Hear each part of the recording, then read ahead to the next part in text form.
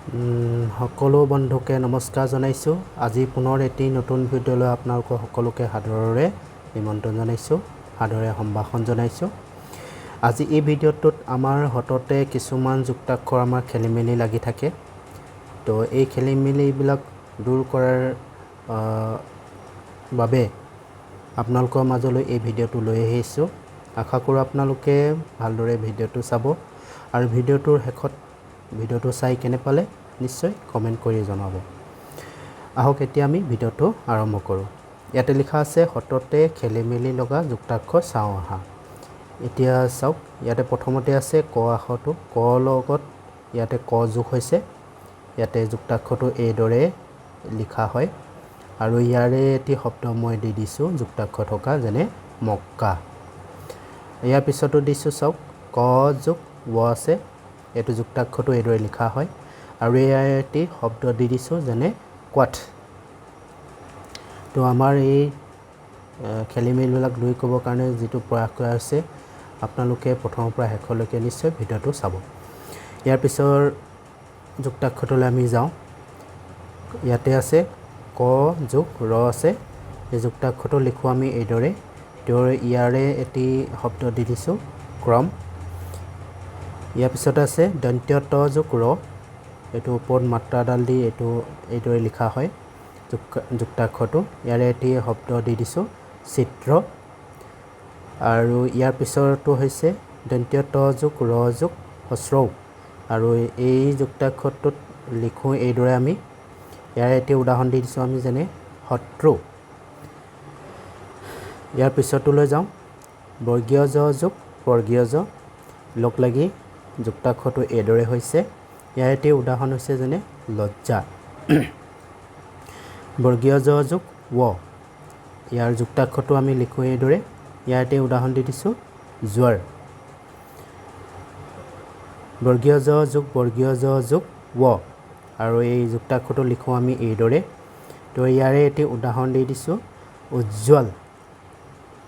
ইয়াৰ পিছতলৈ যাওঁ আমি, ঞ যোগ প্ৰথম চ, এই দুটা আখৰ লগ লাগি এই যুক্তাক্ষৰটো গঠন হৈছে। তো এই যুক্তাক্ষৰটো এটা শব্দ মই দি দিছোঁ, শব্দটো হৈছে যেনে বেঞ্চ। আৰু ইয়াৰ পিছতলৈ চাওঁ, ঙ যোগ ক লগ লাগি এই যুক্তাক্ষৰটো হৈছে। ইয়াৰে এটি উদাহৰণ দি দিছোঁ যুক্তাক্ষৰটোৰ অংকন। ইয়াৰ পিছতলৈ যাওঁ, মূৰ্ধন্য হ যোগ মূৰ্ধন্য ন লগ লাগি এই যুক্তাক্ষৰটো গঠন হৈছে, এইদৰে লিখা হয়।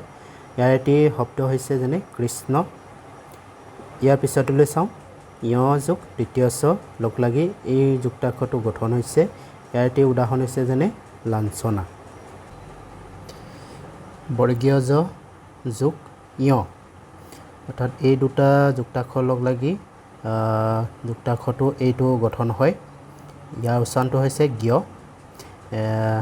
তো ইয়াৰে এটি শব্দ মই উদাহৰণ হিচাপে দি দিছোঁ যেনে বিজ্ঞ। ঞ যোগ বৰ্গীয় জ সমান, এইটো হৈছে যুক্তাক্ষৰটো, ইয়াক লিখা হয় এইদৰে। এতিয়া ইয়াতে ভালদৰে চাওক, বৰ্গীয় জটো যদি আগত হয় আৰু ঞটো যদি পিছত হয়, তেতিয়াহ'লে যুক্তাক্ষৰটো হ'ব এইটো। ইয়াৰ উচ্চাৰণটো জ্ঞ হয়। আৰু যদি ঞটো যদি আগত হয় আৰু বৰ্গীয় জটো যদি পিছত হয়, তেতিয়াহ'লে ইয়াৰ যুক্তাক্ষৰটো হ'ব জ, এনেকৈ উচ্চাৰণটো জ। তো ইয়াৰে এই যুক্তাক্ষৰটোৰ এটি উদাহৰণ দি দিছোঁ যেনে অঞ্জনা। তো আজি এই ভিডিঅ'টোত আপোনালোকে হততে আমাৰ যিবিলাক নেকি খেলিমেলি লাগি থাকে, আমাৰ লিখোঁতে অলপ অসুবিধা হয় কিছুমান যুক্তাক্ষৰ। তো এই যুক্তাক্ষৰ যাতে আপোনালোক লিখোঁতে বা আপোনালোকৰ কওঁতে কোনো ধৰণৰ খেলিমেলি নহয়, তো এইবিলাক দূৰ কৰাৰ নিমিত্তে এই ভিডিঅ'টো আপোনালোকৰ মাজলৈ আগবঢ়াই দিছোঁ।